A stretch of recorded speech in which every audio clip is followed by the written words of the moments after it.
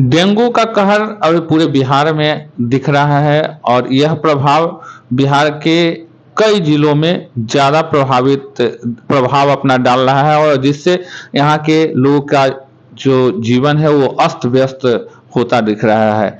आदमी डेंगू नाम से ही भय के साए में जी रहे हैं और आपको बताते चलें कि यह ऐसी बीमारी है जिसमें अगर प्रिकॉशन नहीं रखा जाए तो बहुत सारी समस्याएं हो सकती है। तो इसीलिए हमारे बगल में बैठे हुए वैष्णवी इमरजेंसी हॉस्पिटल के चर्चित डॉक्टर हैं डॉक्टर रंजन, उनसे अभी हम डेंगू के संदर्भ में बात करेंगे ताकि हमारे दर्शक इससे जागरूक हो सकें। डॉक्टर साहब, सबसे पहले हमारे दर्शकों को आप ये बताएंगे कि डेंगू होता क्या है और कैसे पनपता है? धन्यवाद शशि जी। ये डेंगू जो एक बीमारी है, ये एक वायरल डिजीज है और इस बीमारी को वायरल डिजीज कहने का मतलब कि ये एक ऐसा शरीर में एक मच्छर के काटने से ये बीमारी होता है। तो एक शरीर में एक वायरल लोड शरीर का बढ़ जाता है मच्छर के काटने से। और ये सबसे बड़ी बात ये समझिए कि ये बीमारी जो है ये सीजनल डिजीज है। ये जनरली सालों भर बीमारी नहीं मिलता है, बहुत कम मिलेगा सालों भर में।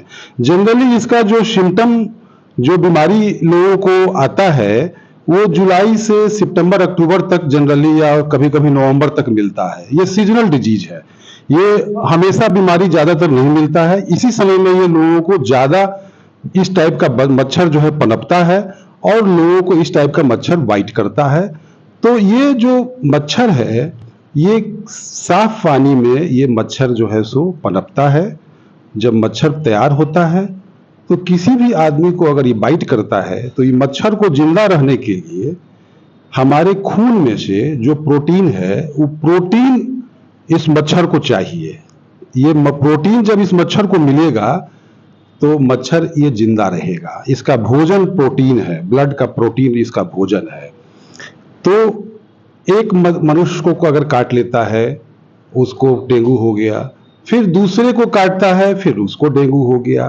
तो इस तरह से कई लोगों को एक मच्छर काट सकता है और कई लोगों को ये बीमारी डेंगू का बीमारी दे सकता है। ये मतलब इसके बारे में यही आपको समझाना मैं बताना चाहता हूं कि ये कंप्लीटली ये एक जो है वायरल डिजीज है। अब इसका सिम्टम क्या है, सिम्टम क्या है, साइन सिम्टम क्या है कि ये बीमारी आप कैसे पता करेंगे कि ये बीमारी। जैसे डॉक्टर साहब सिम्टम में जनरली यह लोग समझते हैं कि तेज बुखार हो गया है, सिर दर्द हो रहा है तो ये लोग कहते हैं, लेकिन वाकई में इसका सिम्टम क्या है जिससे एग्जैक्ट पता किया जा सके ये डेंगू है? देखिए सिम्टम में इसमें क्या है ना कि सबसे सिंपल सिम्टम में है क्या कि आपका इसमें आपको पेशेंट को हाई फीवर होगा, लो ग्रेड फीवर भी हो सकता है। बहुत लोगों को देखने को मिलता है 100 1 2 बुखार, किसी किसी को 4 5 बुखार ही मिलता है ज्यादातर केस में। तो बुखार मिलेगा, शरीर में स्किन रैश मिलेगा, शरीर में चकत्ता चकत्ता चकत्ता का दाना मिलेगा, लाल लाल चकत्ता शरीर में हो जाएगा, पूरा शरीर नोचेगा, सर में दर्द रहेगा, कमर में दर्द होगा, हाथ पैर में दर्द होगा, हाथ पैर में ऐंठन महसूस करिएगा, है ना। ये सब इसका प्राइमरी लक्षण है। ये इतना होने के बाद ही कोई आदमी किसी डॉक्टर के यहाँ जाता है या कोई जांच करवाता है। तो ये इतना प्राइमरी लक्षण से आप पता कर सकते हैं कि डेंगू हो सकता है। डॉक्टर साहब जैसे प्राइमरी लक्षण अगर कुछ दिखाई दे तो उसके लिए तत्काल क्या उपाय किया जाए, इसके संदर्भ में हमारे दर्शकों को बताएं।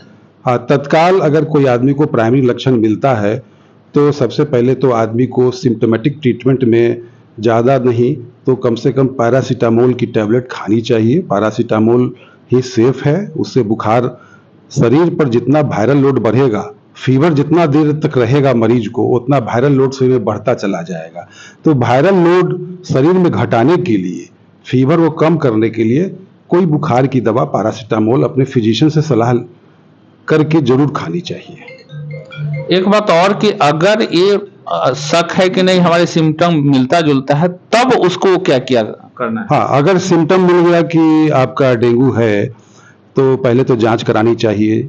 जांच में आपका सबसे पहले देखना है कि जांच में आपको टोटल काउंट कितना है, क्योंकि शरीर में जब वायरल लोड बढ़ेगा तो टोटल काउंट कम जाएगा। टोटल काउंट जांच में क्या, जांच का कुछ जो प्रोसेस होता है उसका नाम कुछ होता होगा? जांच सीबीसी जांच होना चाहिए और डेंगू का टेस्ट होता है, उसको करानी चाहिए।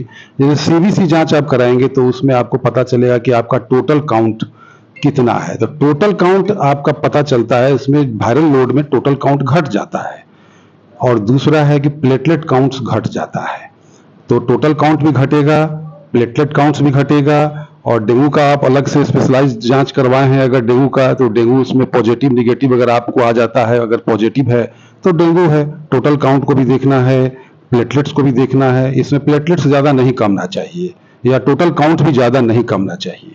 सामान्य तब कितना प्लेटलेट्स होना चाहिए एक मिनिमम? 1.5 लाख से 4.5 लाख होना चाहिए। तो अगर 1.5 लाख से नीचे प्लेटलेट्स है और कुछ लक्षण दिखाई देते हैं, निश्चित रूप से उनको उस तरह का पॉजिटिव हो तो डेंगू है। नहीं, देखिए डेंगू में क्या है ना कि प्लेटलेट कमता है, धीरे धीरे प्लेटलेट कमता है, फिर बढ़ता है। कभी कभी देखा जाता है कि 2-2 बार प्लेटलेट कमता है, फिर जाके जब प्लेटलेट बढ़ता है तो फिर बढ़ता ही रहता है, तब नहीं गिरता है। लेकिन प्लेटलेट का है कि अगर प्लेटलेट बहुत कम गया है, अगर 10,000 किसी को हो गया है, अगर उसके आसपास में है, तो मेरे सलाह से अपने फिजिशियन से सलाह लेकर के अस्पताल में भर्ती होकर के उनको प्लेटलेट जरूर चढ़वानी चाहिए। लेकिन अगर उससे ऊपर अगर प्लेटलेट्स है तो वो धीरे धीरे अपने आप फिर जो है सो प्लेटलेट तैयार हो जाता है शरीर में और बन जाता है। आदमी को ज़्यादा नहीं घबराना चाहिए। प्लेटलेट अगर गिरता है तो फिर अपने आप प्लेटलेट बन भी जाता है शरीर में।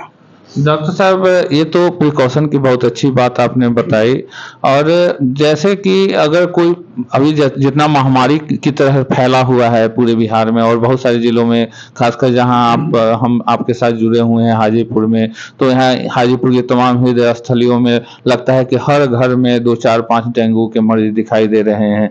लेकिन प्रशासनिक स्तर पे और सरकारी स्तर पे इसकी क्या व्यवस्था हो रही है, ये तो आप भी देख रहे हैं और सामान्य जनता भी देख रहे हैं। आंकड़ा चाहे जो प्रस्तुत किया जाए सरकार के द्वारा, तो हम ये चाहते हैं कि आखिर प्रशासनिक स्तर और सरकारी स्तर पे भी इसकी कुछ व्यवस्था होनी चाहिए।